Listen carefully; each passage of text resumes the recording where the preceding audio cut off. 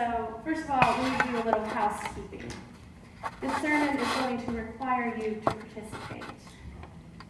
At times during this sermon, I am going to ask a question, and then Susan will strike the singing roll 4 times and let you think about that question. Let the sound and vibration help you focus your attention on the question. If your mind wanders, that's fine. Just notice it and come back to the question gently without judgment. The good news is it is not a test and there are no wrong answers. You ready? What is heaven?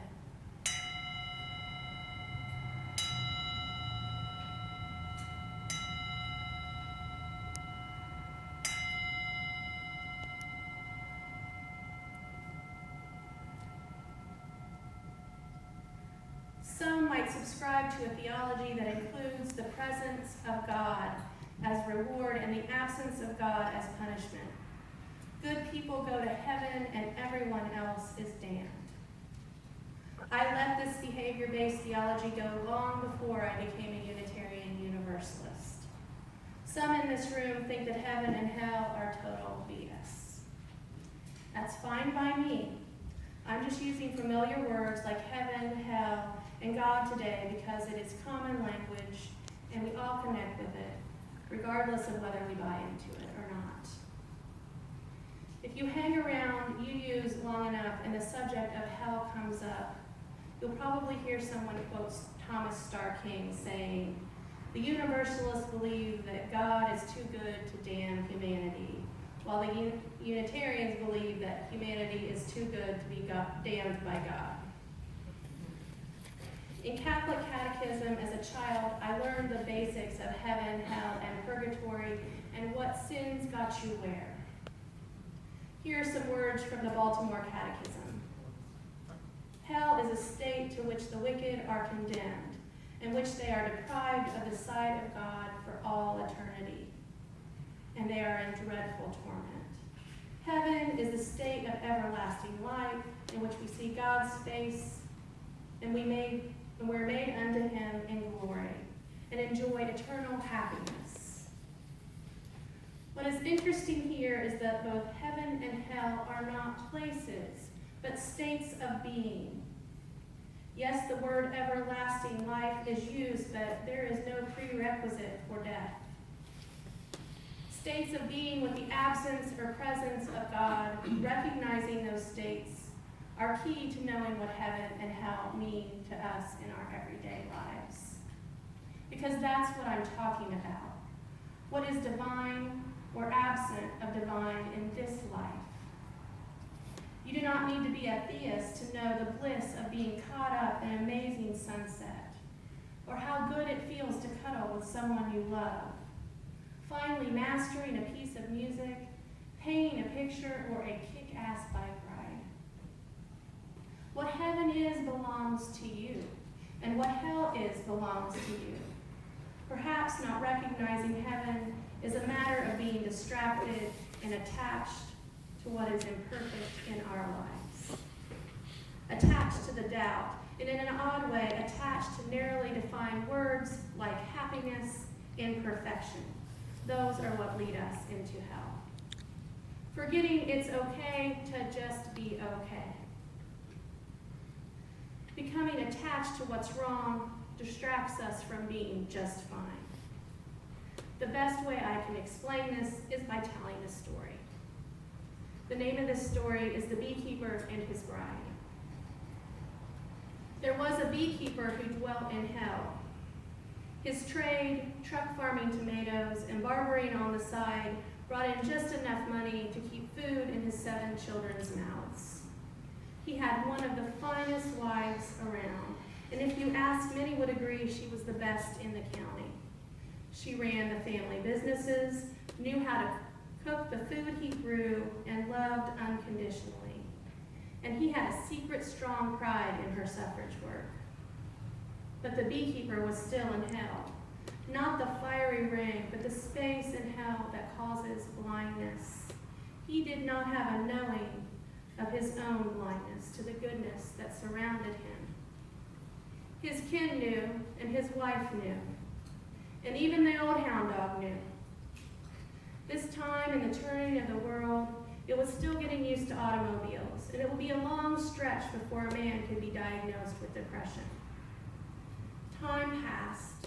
The bee creeper grew older, and his girls graduated from college, and the boys did too. As a result of his hard work and sacrifice, his brood flourished into nurses, realtors, business majors, professors, farmers, artists, mechanics, teachers, and social workers. Like him, they were all innovators. None of them were just one thing, and they all had little ones of their own. The beekeeper was still residing in hell, and 28 grandkids, his amazing legacy was not enough. The death of his oldest girl, the favorite, followed out of this earthly existence by two of the most worthwhile son-in-laws a man could have. All of this made his blindness deepen even more. The deepening continued when the hard-working 70-year-old came home one night to a sick wife. She was on the bathroom floor, vomiting blood. As the beekeeper called and waited for the squad, his good fortune passed before his eyes, cleansing the blindness from them. The passing memories of what had gone well washed it away. He sat by his wife's sickbed, waiting to see if they would get better or if they would just lay down and die. The beekeeper figured that this was real hell. She was touch and go for a bit, but eventually she mended. Settling back into life, working in the bee yards, he had some time to ponder his blindness. He decided to set out on a quest for answers. What is hell, he wondered. Who do I ask? The beekeeper sat by the lake, tossing bread crusts from his lunch bucket to the snapping turtles. Watching the bubbles surface on the lake, suddenly he knew who to ask. The best wife in the county. He loaded up his red pickup truck and he rushed home. When he opened the mudroom door, the smell of apple pie hit his nose and he smiled. Her blue eyes twinkled and her belly shook with laughter at the sight of him. He blurted out his question and her laughter turned on him. She was laughing at him. Well, do you know or not? The beekeeper asked. What's the difference between heaven or hell? And the wife said, you neglectful workaholic, you expect me to tell you? Why should I tell a man who makes his kids scatter like hawks in the chicken yard? And she turned her back on him and went back to rolling out pie crust. Grayness tinged the edges of the beekeeper's vision. How could she? All he wanted for her was to help him. She'd done it before and he'd never ask. Ask why should he? So he tapped her on the shoulder and she spun on him, saying, leave me alone. The beekeeper could no longer see. His blood boiled and his hands made fists at his sides. His darkening, broken heart seemed to lift his hands to strike. Her sparkling eyes caught hold of him, and she said, you are in hell. All the time he had resided in purgatory thinking he was in hell, and now the beekeeper knew he'd had it all wrong. Her eyes caught hold of him again, smiling now, her love seeped back in, fixing what words had broken. Love began saturating the room like the smell of apples baking in the oven. Heaving a big sigh, he felt the husk around his soul that had been the source of his blindness slough off and drift away. Tears formed on his cheek and fell, making a gray spot on his bleached white bee suit. She reached up and took his stubbly cheeks in both hands, laughing and crying at the same time. She said, beekeeper, this is heaven.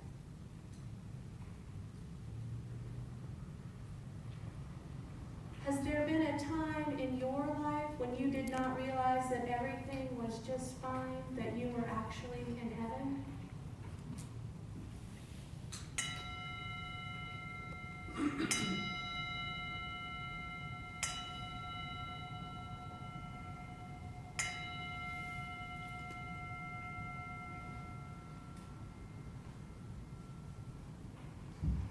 My favorite is when heaven arrives without my knowing it.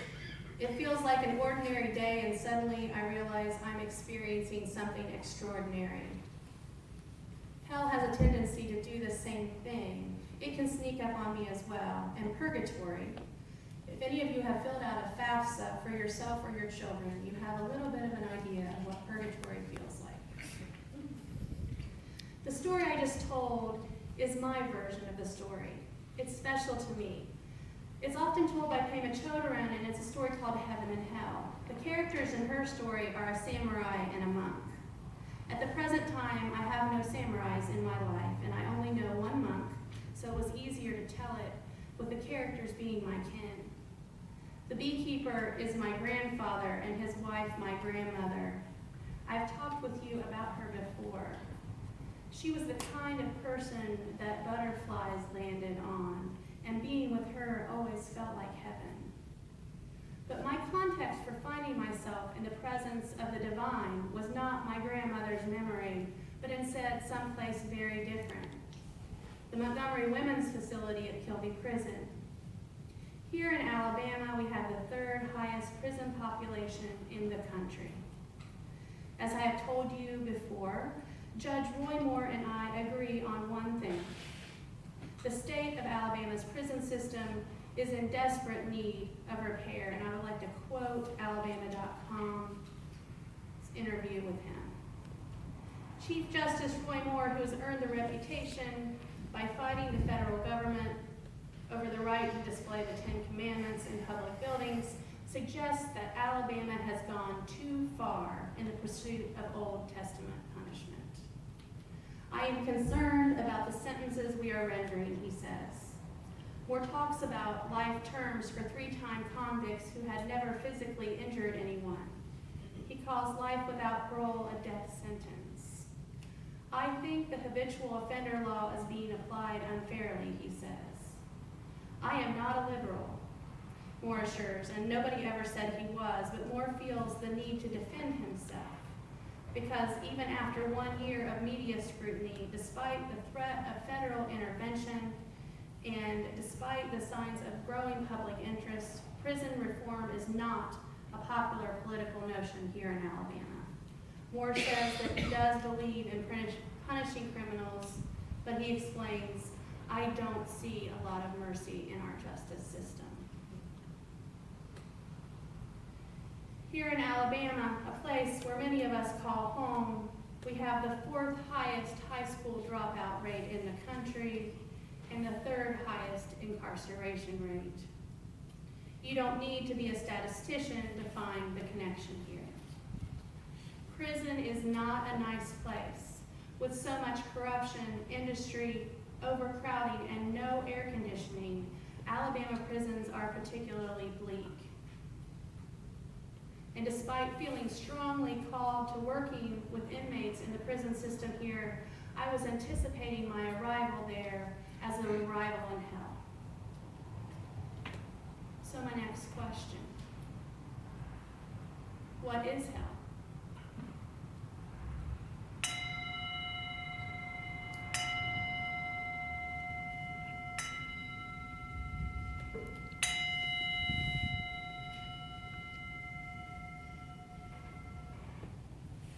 With the help of Aid to Inmate Mothers, I taught a six-week class on mindfulness and stress management last fall, and it was awesome.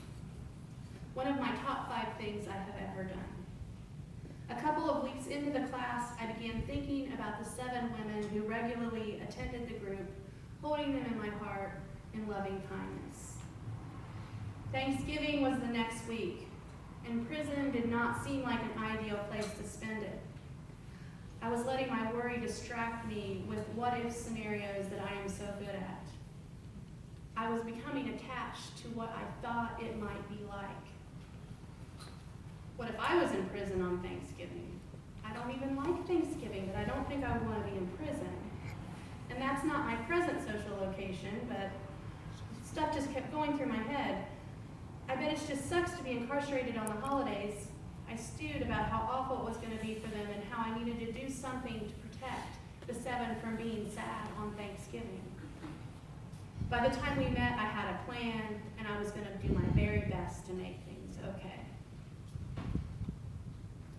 There's something oddly formal about our class because they all wear white and khaki scrubs with quilted jackets. The way they dress reminds me of my granddad's V-suit. Our class began with guided meditation, followed by a little mindfulness lesson and a checkout. Me, their big stuff, privileged, free world, wannabe Buddhist meditation teacher, very solemnly and with great sensitivity and white political correctness, opened the check-in with this. I can't imagine how hard it's going to be spending Thanksgiving here in prison. Let's check in about how you're feeling and see if we can come up with some strategies to help you get through the holidays away from your family. You know the kind of awkward silence that happens when your phone rings in a public restroom? And the person in the neighboring stall is waiting for you to answer? This was way worse than that. One of the women put her elbows on her knees and rested her chin on her fists, making strong eye contact with me, and said, "You don't get it. If I wasn't here, I would be getting high. Not with my family. Out there, Thanksgiving is just another day. Nothing special. In here, I'm sober and I get to eat." God stepped in the room. I was being tested at a fork in the road, of being scared off onto the road to hell paved with good intentions, or sitting and listening. I stayed, but I didn't go back for 2 more weeks. The prison had minimum staffing during the holidays, with no extra visitors. Reflecting on our last session, the story of Heaven and Hell by Pema Chodron kept coming to my mind, and I wanted to share it with the group. The next week we met, and I told them the story, and it went a little like this. A big burly samurai comes to a wise man and says, "Tell me the nature of heaven and hell." And the wise man looks him in the face and says, "Why should I tell you, a scruffy, disgusting, miserable slob like you?" The samurai starts to turn purple. His hair stands on end, and the Rashi won't stop and says, "A miserable worm like you, do you think I should tell you?" Consumed by rage, the samurai draws his sword, and just as he's about to cut off the wise man's head, the wise man says, "This is hell." I'm going to stop here for a minute and remind you where I'm telling this story, which is in a group of inmates in prison. And when I notice someone has stood up, and she's very angry, and she says, "Oh, I hate people like that. What's wrong with them? They just piss me off. All you do is ask a question, and the next thing you know, they're freaking out on you." She sat back down, nodding her head back and forth, and her face was really red. Another woman crossed her arms and shook her head in judgment. "That samurai just lost his focus, that's all." I got control back in the group and went on with my story. The samurai, who's in fact a sensitive person, instantly gets it. He just created his own hell. He was deep in hell. It was not black, but it was hot and filled with hatred and self-protection, anger and resentment, so much so that he was going to kill this man. Tears filled his eyes and he started to cry. He put his palms together, and the wise man said, "That is heaven." Now, I told this story the same way I would tell a story to my kids around the dinner table, and it was really fun, and I got into it. And when I left the story and became present in the room, once again, God was waiting for me. The one who was angry had tears streaming down her red cheeks. All I could do was beam at her and ask what she was thinking. And she said, "I wish someone could have told me that story before. I have been in anger management class and every other kind of class, but it didn't make sense then. It didn't make sense that I was in charge of my own emotions." And the other woman said, "I was right. That samurai just lost his focus." She was right. I didn't ever do anything special in that group besides listen and remind them that I loved them. That's all I was really qualified to do. In the first place, I will never know if our time together was helpful, but for me, it was life-changing.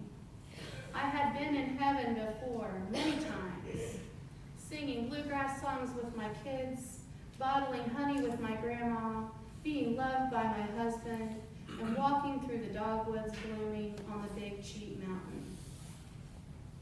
I have visited hell just as much by attaching to what was hard and losing sight of goodness, becoming focused on my insecurities or my pet peeves, focused on what I have lost and forgetting how truly blessed I am. But it is our choice and our perceptions that define what is heaven and what is hell. That choice is part of our principles to free and responsible search for truth and meaning. What that truth is your choice. It is our faith. No one gets to decide for us who's in and who's out. In fact, our third principle calls us to accept one another and encourage spiritual growth in our congregation. So I will ask one more question, and the bowl will sing one last time.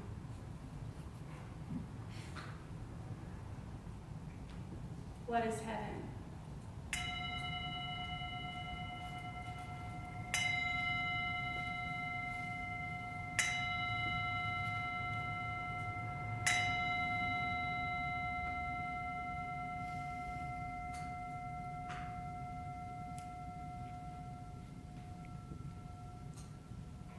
Take good care of yourselves, that we may take good care